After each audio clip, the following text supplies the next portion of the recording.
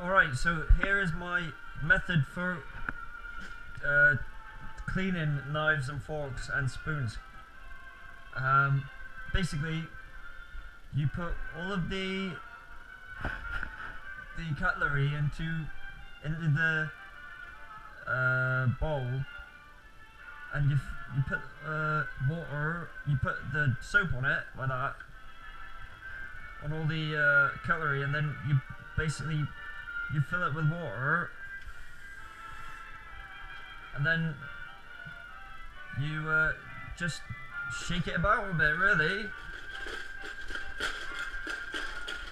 and then you just made kind of your own dishwasher.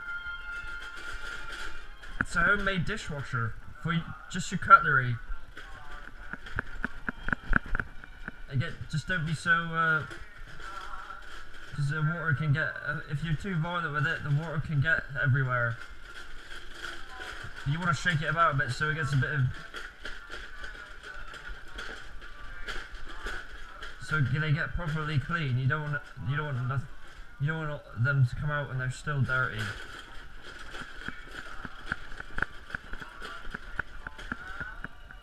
Yeah, that is my method for cleaning knives, spoons and forks. Yeah.